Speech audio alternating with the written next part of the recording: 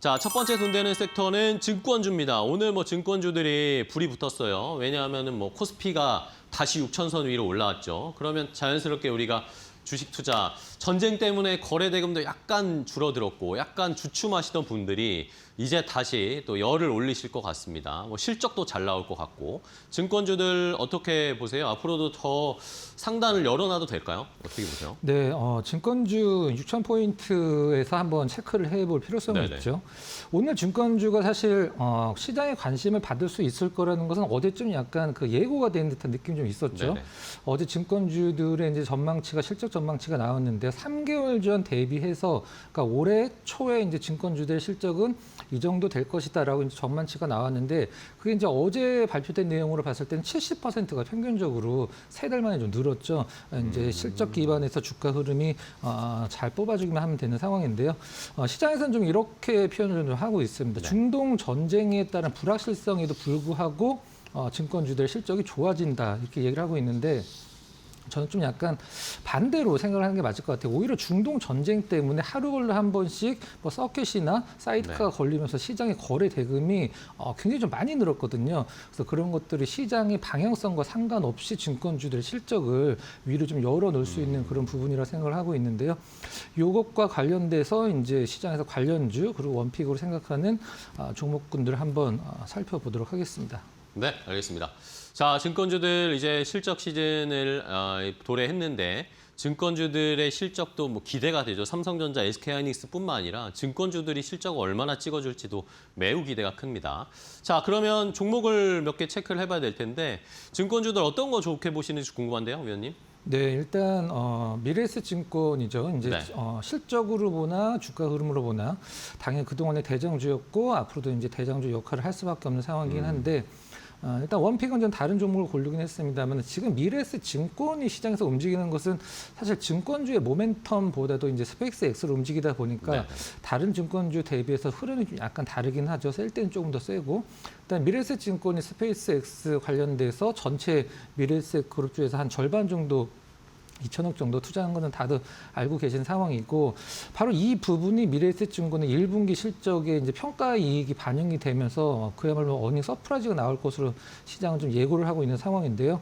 1분기 지배주주 순이익이 무려 1조 원을 넘겨서 1조 2,200억을 넘길 거라고 이제 전망이 나와주고 있는데 이건 실질적으로 어떤 영업적인 부분은 아니기 때문에 물론 투자를 잘한 것도 영업이긴 하죠. 실질적으로는.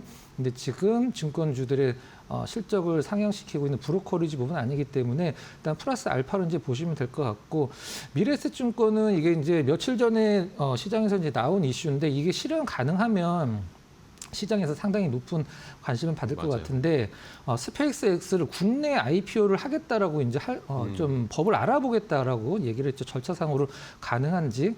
스페이스X가 지금 미국에서 이제 IPO 할 때 전체 물량이 시가총액이 아니라 이제 주식을 공개하는 물량이 115조 원 정도 예상되고 있는데 그중에서 7조 원 정도를 띄워와서 국내 기관 투자자들, 개인 투자자들한테 직접 이제 어떤 IPO를 하겠다라고 이제 밝혔었는데 이게 법적으로 가능한지 안 한지 지금 살펴보고 있다고 합니다. 그래서 이게 가능하다라고 하면 정말 엄청난 청약 대금이 몰릴 것으로 예상이 되기 때문에 미래에셋증권이 부가적으로 어떤 수혜를 볼 수 있는 건 당연하죠. 그리고 미래에셋증권이 최근에 실적이 이제 좋아지는 두 가지 이유가 또 노출이 되고 있는데요.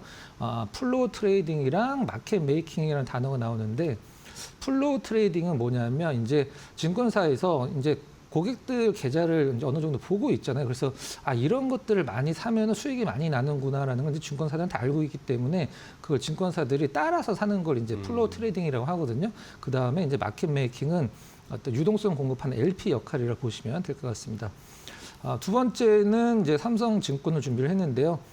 삼성증권을 시장에서 표현하는 이제 한 줄 평은 고액 자산가들이 우리나라에서 가장 많은 증권사다 이렇게 표현을 하고 있죠. 아무래도 이제 삼성이라는 앞글자 때문에 어떤 신뢰감을 주기 때문에 그런 거로 생각을 하고 있는데 엄밀히 얘기를 해서 그럴 리는 없긴 합니다만 우리나라에서 어떤 증권사든지 망하더라도 그 증권사를 사용하는 개인 투자자들은 전혀 영향이 없죠. 주식은 예탁원에 들어가 있고 여러분들 돈은 증권회사가 관리를 하는 게 아니라 한국증권금융이라는 데 들어가 있기 때문에 증권회사가 잘못되더라도 사실 아무런 영향은 없습니다. 일단 증권가에서 초고액 자산가 기준이 있는데요. 한 30억 정도 이상 운영하는 사람들을 이제 고객들을 초고액 자산가라고 하는데, 이 초고액 자산가가 우리나라 이제 작년 기준으로 거의 한 5천 명 정도를 넘겼죠. 그래서 우리나라에서 독보적으로 1위를 하고 있는 상황이고, 우리나라에서 개인 투자자들 가장 많이 사용하고 있는 증권사들 순위를 보면 HTS 많이 사용하시는 이제 1위가 키움, 그다음에 2위가 미래에셋, 3위가 의외로 삼성이거든요. 또 삼성도 해외 증권 쪽에서도 상당히 강점이 있었기 때문에 이 부분도 이제 삼성증권을 한번 관련주로 볼 필요성이 있습니다. 이제 금융주들 하면 또 빠질 수 없는 내용이 하나가 있죠. 바로 이제 배당 성향이 중요한데요. 배당 성향 50% 이상이기 때문에 여기서 가장 중요한 거 분리과세가 가능하냐, 분리과세 가능한 요건을 충족을 하고 있다. 이렇게 정리를 하면 될 것 같습니다. 네, 알겠습니다. 어쨌든 뭐 대형 이 증권사들을 위주로 살펴보고 계신데요. 그러면 탑픽 종목이 궁금한데요. 어떤 종목 고르셨어요? 미래에셋 증권에 이제 1위를 빼앗겨서 상당히 좀 서러운 증권사, 기존에는 네. 뭐 부동의 1위였었던 키움증권을 키움이요? 한번 좀 준비했죠. 키움증권을 시장에서 이제 한 줄 평으로 한다라고, 앞서서 삼성증권은 고액자산가가 1위지만 키움증권은 개인 투자자 이용 1위로 이제 볼 수 있죠. 이 부분이 이제 가장 좀 플러스 알파의 점수를 줄 수 있는 부분이고요. 일단 올해 1분기 실적이 전년 동기 대비해서 일단 73%, 일단 전분기 대비 이제 증권사들은 사실 비수기 성수기가 없기 때문에 전년 동기 대비는 큰 의미는 없습니다. 전분기 대비가 중요하죠. 전분기 대비해서 무려 65% 증가한 영업이익이 이제 4천억이 넘을 것으로 보고 있으면 대단한 실적이죠.